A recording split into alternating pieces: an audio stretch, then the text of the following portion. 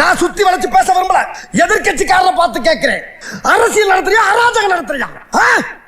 என்ன பண்ணா என் கட்சிக்காரன்? என்னையா தப்பு பண்ணா?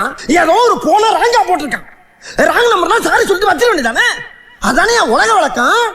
அதை விட்டு 50 பேர் சேர்ந்த ஆட்டோல வந்து என் கட்சிக்காரன் அந்த ஸ்பாட்ல வச்சு துவச்சிருக்கீங்க நீங்க. மாப்பிள, இவன் தான் எங்கேயோ செமத்தியா வாங்கியிருக்கான். இங்க வந்து வேற எவனோ வாங்கின மாதிரி அவுத்துறான் பாத்தியா?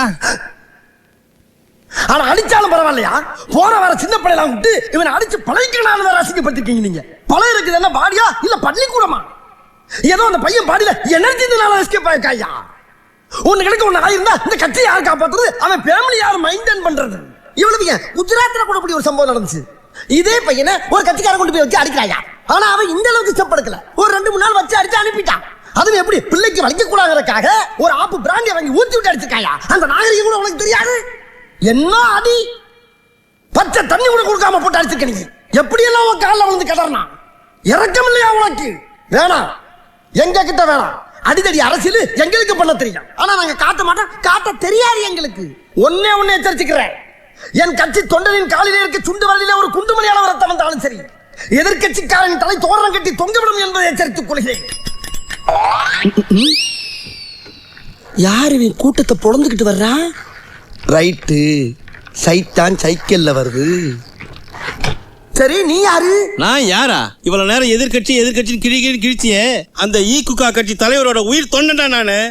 அந்த தொண்டனா? அடடடா, நம்ம பர்சனல் மேட்டர் அரசியல்ல மிக்ஸ் பண்ணி பேசினா உண்மையிலே எதிர்கட்சியில இருந்து ஒரு மூதவி அருவாளோட வந்து நிக்குது. நம்ம ஒரு பக்கம் வண்டியை திருப்புனா அது ஒரு பக்கம் போதடா கடவுளே, வெட்டுவானோ? ஏய், என்னடா சொன்ன?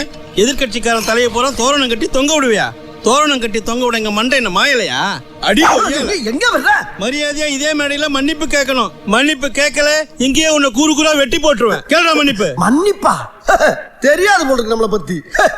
பெரியோர்களே, தாய்மார்களே, நான் இருக்கக்கூடிய காக்குகா கட்சியில் சரியான பாதுகாப்பு இல்லாத காரணத்தினால் அண்ணனருக்கும் இரும்பு கோட்டையாகிய ஈகுகா கட்சியிலே இணையலாம் என்று முடிவு செய்து விட்டேன்.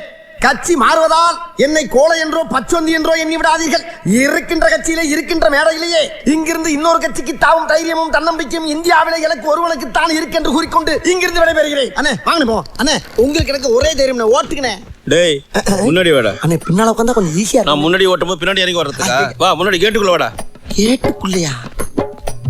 அண்ணே, கும்பாபிஷேகம் பண்ணணும்னு முடிவு பண்ணிட்டீங்க, அத ஊருக்கு வெளியே வச்சு பண்ணுங்க, கூட்டத்துல வச்சு பண்ணிடாங்க. ஆமா, நம்ம 2 பேருக்கு இதானே ஃபர்ஸ்ட் மீட்டிங். ஏய் மூறாங், இது டீசன்ட்.